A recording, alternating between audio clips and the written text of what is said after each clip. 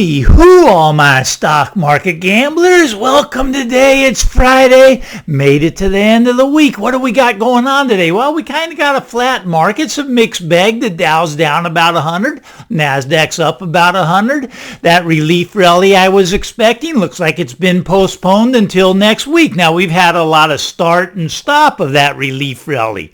Monday, we jumped up big. We're up over 400 and we closed down. And then again on Wednesday, we jumped up 500 only to be down like 600 on Thursday. Will we start the relief rally today or will it go into next week? I do think we're going to get a relief rally. Now, a relief rally, it's like a bear market rally. It just can be very violent, very strong. Now, can a relief rally turn into a new bull market? Well, that remains to be seen. You'd have to get above the 50-day. You'd have to get above the 200-day moving averages, and then we'd revisit that question. I do not think it will be a start of a new bull market. I think we will get that relief rally, and I think we'll have one more leg down. That's just my opinion. But you got a lot of volatility in the market right now. You got volatility just today. We were way up, and then we were down, then we're kind of flat. A lot of volatility going on. So we'll see if we get that relief rally going into next week. All right, let's move over to the real estate market. Now, real estate market, I mean, it just is getting nasty. I'm telling you, look at pending home sales are down 25%.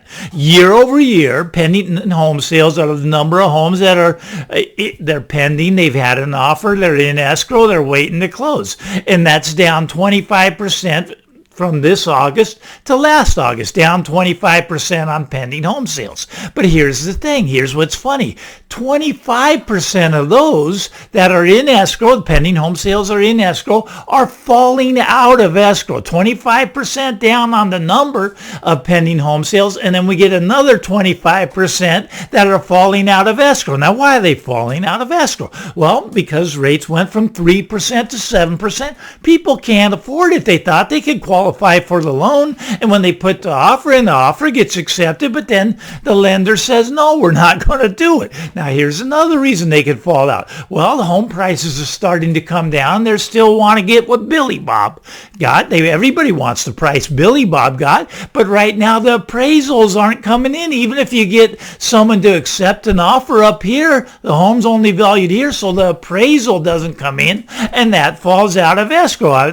People are doing inspections again. Do you realize just this time last year, people were just waiving the right to inspections? I mean, the house could be off the foundation. You don't know. Do the inspection. So they're doing the inspection and they're finding problems. And these are falling out of escrow. Now, that's just how the real estate market's getting nasty right now. But what I want to talk a little bit about is the car market. Now, why do we want to talk about the car market? Well, the car market actually relates to the real estate market. Now, we're seeing this increase in repossessions of cars. Car repos are just spiking up. Now, what happens when car repos spike up? Historically, when the car repos spike up, 6 months later, you get a big spike up in the number of foreclosures of homes. Cars go first, homes go about 6 months later. And right now, the loan defaults are rising on these mortgages. But the car repos, right now, we're about 10,000 a day. 10,000 car repos a day. Now, why is this? Why so many car repossessions? And the experts, they say that's going to 15,000 a day really soon. Well, what happened? Well, Mike, it's different this time. You know, we had that pandemic, and people, they were going out and buying cars. What were they buying their cars with? Well, they're buying them with PPP money, with unemployment money, with their stimulus checks as the down payment. And I mean, it was a miracle what was happening in the car market. Look at a $60,000 car. You walk into the dealership, all of a sudden that $60,000 car was selling for $90,000, right? Well, they always love those back end sales. You know, hey, would you like the extended warranty with that? Well, that's another $5,000. They were paying $95,000 for a car that had a retail price of $60,000. Used car market, same way. The dealers ran out of new cars because they can't get the chips. So they were paying you, a lot of money for your used cars. They were buying these used cars with 100,000 miles on them, and they were selling those at the new car prices. So it doesn't surprise me that a lot of these people got overextended and can't make the car payment. So the repos are just spiking up, right? And they're taking these back, and they're putting these cars at auctions. This is funny. So you got a loan to value ratio on these cars. The loan is about 150% of what the car's worth. But the banker doesn't want to take that 50% hit on the loan, so they're trying to sell these cars up at the price that they repoed them back at. And they're going through the auctions and they're not selling. So they're sitting on these car lots. They're buying more car lots because this problem is getting worse and worse. This is a huge spike in car repossessions. Now that relates to the real estate market because we're going to have this huge spike in foreclosures. It's coming. It's about 6 months away. It's already starting. It's going through the process right now. The loan defaults are going just spiking straight up. People cannot make their mortgage payments, and they're going to go through the court system. Now, in the comments, we had a comment from Jermone, and I appreciate this comment. He works for a mediator, and he weighs the mediator. They're not doing forbearance anymore on these mortgages. They're not doing loan modifications. They're rushing the property to sale. They're rushing it to the auction right away. Why? Because they know that they can get a high price for these properties now as the prices are coming down. You see, we're in the first inning. Prices are going to come down a lot lower.